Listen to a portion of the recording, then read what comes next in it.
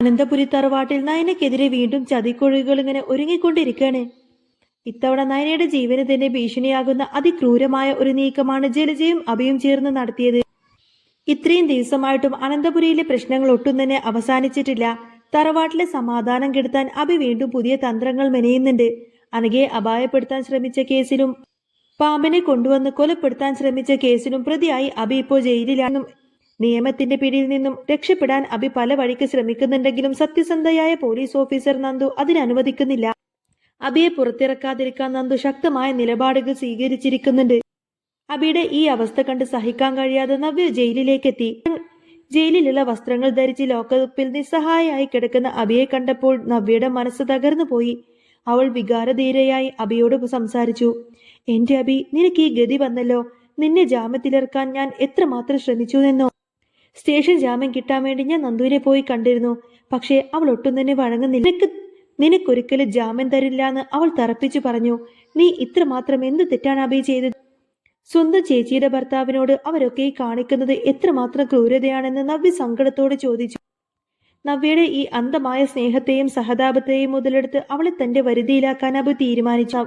തന്റെ കുരുട്ടുബുദ്ധി ഉപയോഗിച്ച് അവൻ നവ്യയുടെ മനസ്സ് മാറ്റാൻ തുടങ്ങി. അഭി പറഞ്ഞു, നവ്യെ, നിനക്ക് ഇപ്പോഴെങ്കിലും കാര്യങ്ങളെല്ലാം മനസ്സിലായല്ലോ.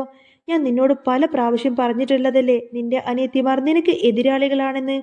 അവർ പണ്ട് മുതലേ അങ്ങനെ തന്നെയാണ്. അത് നീ തിരിച്ചറിയാതെ പോയി. നന്ദുവും നയനയും മുത്തശ്ശിനെ രക്ഷിക്കാനും നയനയുടെ സ്ഥാനം ഉറപ്പിക്കാനും വേണ്ടിയാണ് ഇപ്പോൾ ഈ കളികളൊക്കെ കളിക്കുന്നത്.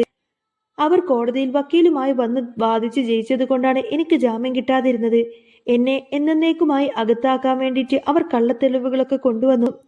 ഇത് കേട്ട് നവ്യക്ക് അത്ഭുതവും ദേഷ്യവും തോന്നി.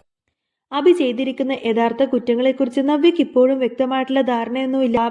അനഘയെ ഉപദ്രവിച്ചതും പാമ്പിനെ കൊണ്ടുവന്ന കാര്യമെല്ലാം ചെയ്തത് അഭിയാണെന്നുള്ള കാര്യമൊന്നും നവ്യക്കറിയില്ല. അവൾ ഇപ്പോഴും വിചാരിക്കുന്നത് ജ്വല്ലറിയിലെ ചെറിയൊരു സാമ്പത്തിക ക്രമക്കേടിന്റെ പേരിലാണ് അഭി ജയിലിലായിരിക്കുന്നത് എന്നാണ്.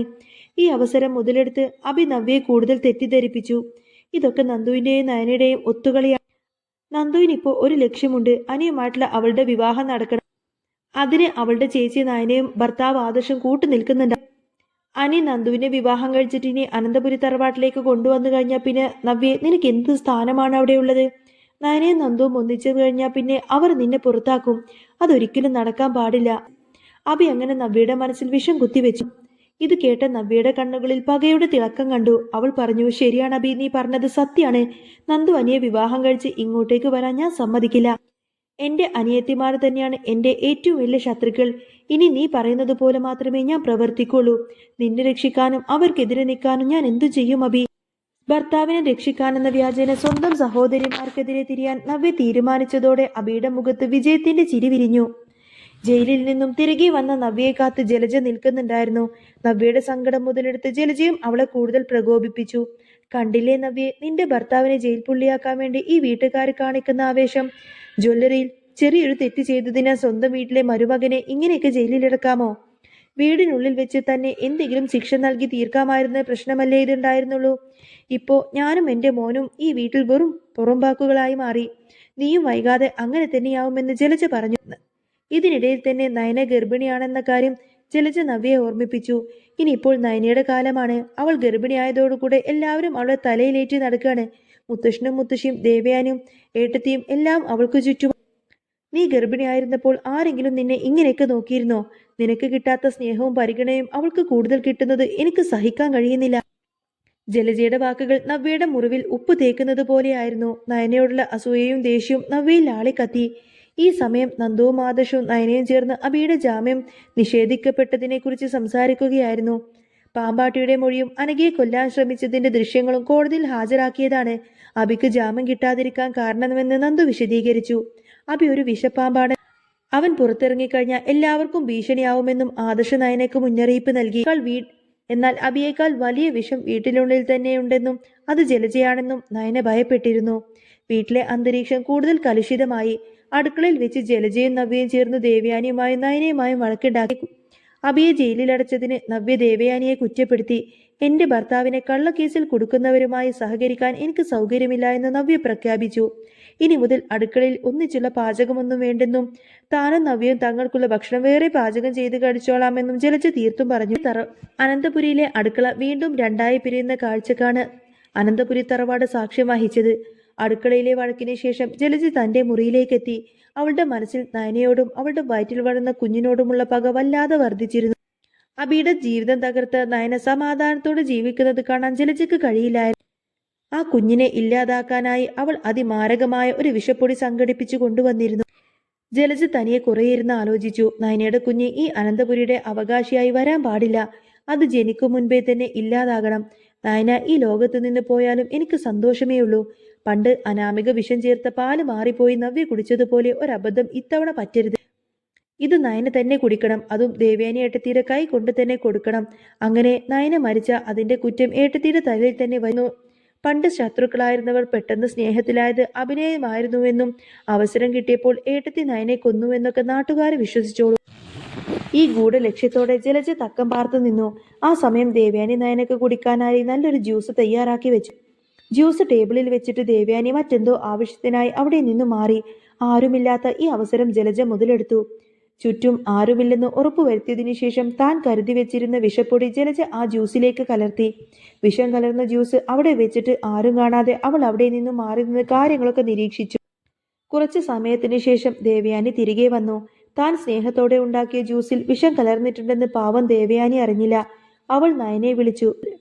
മോളെ നയനെ, നിനക്കായിട്ട് ഞാൻ ജ്യൂസ് എടുത്ത് വെച്ചിട്ടുണ്ട്, ഇത് വന്ന് കുടിക്കൂ എന്നൊക്കെ പറഞ്ഞ് ദേവയാനി നയനോട് സംസാരിക്കും.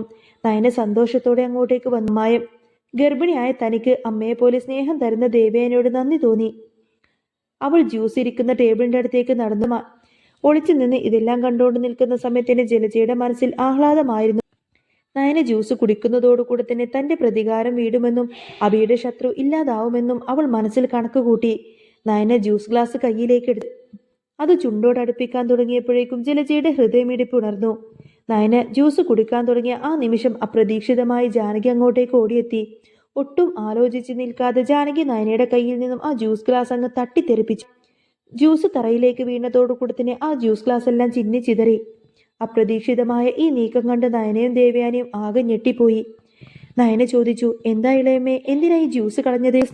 ഇത് അമ്മ എനിക്ക് സ്നേഹത്തോടെ ഉണ്ടാക്കിയതല്ലേ? നയന ചോദിച്ചു. ജാനകിയുടെ മുഖത്ത് ഭയവും ജാഗ്രതയും ഉണ്ടായിരുന്നു. ജാനകി പറഞ്ഞു, മോളെ, നീ ഏതായാലും ഇപ്പൊ ഇത് കുടിക്കണ്ട, അത് നിനക്ക് നല്ലതല്ല. എന്താ ഇളമേ, എന്താ അങ്ങനെ പറയുന്നത്? നയന സംശയത്തോടെ ചോദിച്ചു. ജാനകി തന്റെ സംശയം തുറന്നു പറഞ്ഞു. മോളെ, ഈ വീട്ടിലെ അവസ്ഥ നിനക്കറിയാലോ. ജലജയ്ക്ക് നിന്നോട് നല്ല കടുത്ത പകയുണ്ട്. അവൾ അടുക്കളയുടെ പരിസരത്ത് പരുങ്ങി നിൽക്കുന്നതും എന്തൊക്കെയോ ഒളിച്ചു വെക്കുന്നതൊക്കെ ഞാൻ ശ്രദ്ധിച്ചിരുന്നു. നിന്നെയും നിന്റെ വയറ്റിലുള്ള കുഞ്ഞിനെയും ഇല്ലാതാക്കാൻ അവൾ എന്തും ചെയ്യും. അവളുടെ സ്വഭാവം വെച്ച് ഈ ജ്യൂസിൽ എന്തെങ്കിലും കലർത്തിയിട്ടുണ്ടോ എന്ന് ആർക്കറിയാം. ഗർഭിണിയായ നിന്നെ ഒരു റിസ്ക് എടുപ്പിക്കാനൊന്നും എനിക്ക് സമ്മതമല്ല. അതുകൊണ്ട് തന്നെയാണ് ഞാൻ ഈ ജ്യൂസ് തട്ടിക്കളഞ്ഞത് എന്നൊക്കെ പറയട്ടെ ജാനകി. ജാനകിയുടെ വാക്ക് കേട്ട് ഒളിച്ചു നിന്ന ജലജ ഞെട്ടിത്തെറിച്ചുപോയി. തന്റെ പദ്ധതി അവസാന നിമിഷം പാളിപ്പോയല്ലോ എന്ന നിരാശയും ഭയവും അവളെ പിടികൂടി. ജാനകിയുടെ സൂക്ഷ്മദൃഷ്ടി നയനെ വലിയൊരു ദുരന്തത്തിൽ നിന്നും രക്ഷിച്ചിരിക്കുകയാണ്. സത്യം പുറത്തു വരുമോ എന്ന ഭയത്തിൽ ജലജ ആകെ വിറച്ചു നിന്നു. അനന്തപുരിയിലെ ഈ പോരാട്ടം അവിടെയൊന്നും അവസാനിക്കുന്നില്ല. നയനയെ സംരക്ഷിക്കാൻ ജാനകിയും ദേവയാനിയും നന്ദുവും ഒരു വശത്ത് നിൽക്കുമ്പോൾ അവരെ തകർക്കാൻ വേണ്ടി ജലജയും നവ്യയും അഭിയും മറുവശത്ത് തന്ത്രങ്ങൾ മെനയും.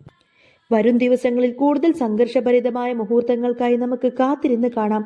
അപ്പോൾ നിങ്ങൾക്ക് ഈ ഒരു വീഡിയോ ഇഷ്ടമായിട്ടുണ്ടെങ്കിൽ ഒരു ലൈക്കും ഹൈപ്പൊക്കെ തന്ന് സപ്പോർട്ട് ചെയ്യണേ. ചാനൽ ഇഷ്ടമായിട്ടുണ്ടെങ്കിൽ സബ്സ്ക്രൈബ് ചെയ്യാനും മറക്കില്ല കേട്ടോ. നെക്സ്റ്റ് വീഡിയോ ആയിട്ട് ഉടനെ തന്നെ കാണാം.